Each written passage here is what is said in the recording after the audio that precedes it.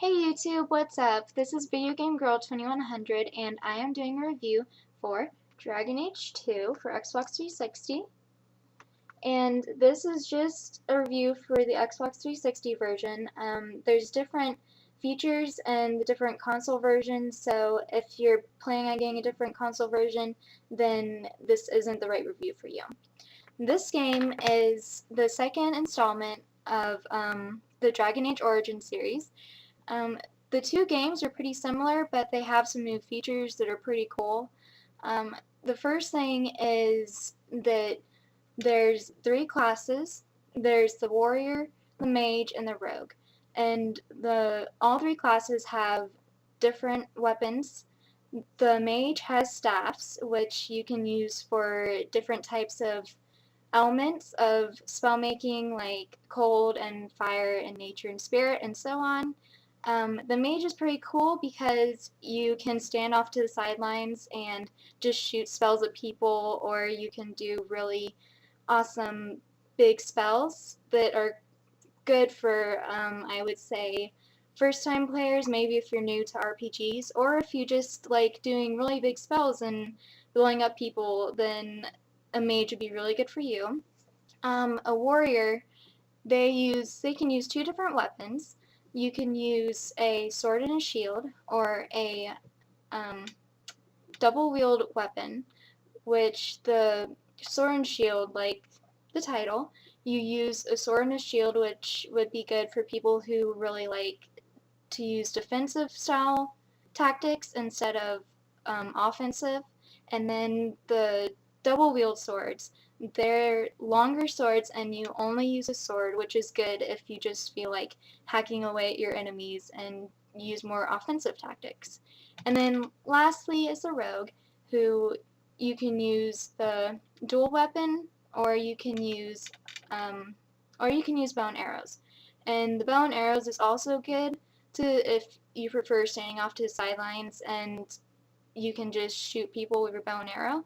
Or for the dual weapon, you have what are called daggers, and they're pretty much like shorter versions of swords, and you can pretty much hack away at people with your daggers.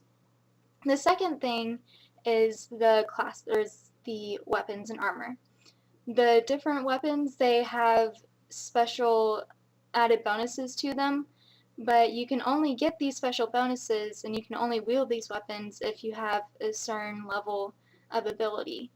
And then the armor, only your main character can use armor. All of your other characters, they have special clothes that you can buy or you find throughout the game that give them extra tactic slots, which help them have more freedom in what they do when they're fighting. The third thing is combat. The combat in Dragon Age 2 is a little different from Origins. In Origins, you just pushed A and then your character went and automatically fought. But in Dragon Age 2, you have to constantly push A, or you push one of the other three buttons to do special abilities. Like the mage, you can do different big spells instead of just a normal spell if you push A. And the same thing with the warrior and the rogue, except they don't do spells. Um, and then relationships. In Dragon Age Origins, they focused a lot on relationships, and what you did influenced how they reacted to you. It's the same in this one, but it doesn't focus as much on relationships.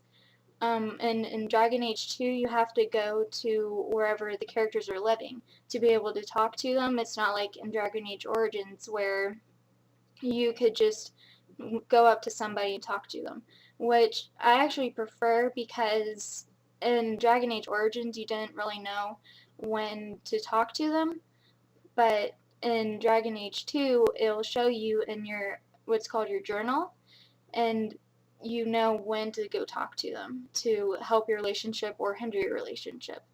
It also influences your friendship and rivalry with them, what you do and what actions you take within the game. But other than that, the relationships they don't focus on them as much as they did in Origins.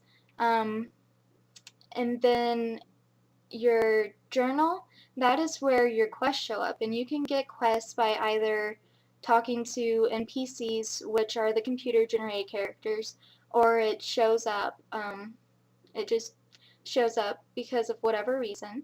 And these different quests, you can gain more stuff by it, it can influence your relationships, and it also helps the story keep going.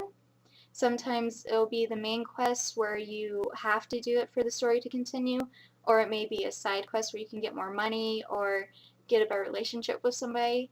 And then finally, the cons to this are just there's a bug when you try and autosave. Sometimes there will be a bug, or sometimes in the images, the video will be a little buggy. But other than that, there wasn't really any cons. I really suggest this game. This is a great game for anybody who's played Dragon Age Origins, although you don't really need to play that to be able to play Dragon Age 2.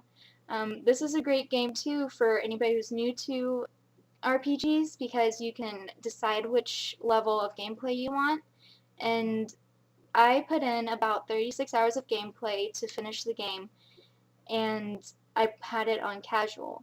So maybe if you do a higher level of gameplay, then it may take longer. But for me, it only took 36 hours. Well, I really suggest this game. So go out and buy it if you've played Dragon Age Origins. I extremely think that you should get this if you played it and you like Dragon Age Origins. This is even better than that. Um, and also, if you just like RPGs in general and are looking for something new. Well, I'll see you later, YouTube.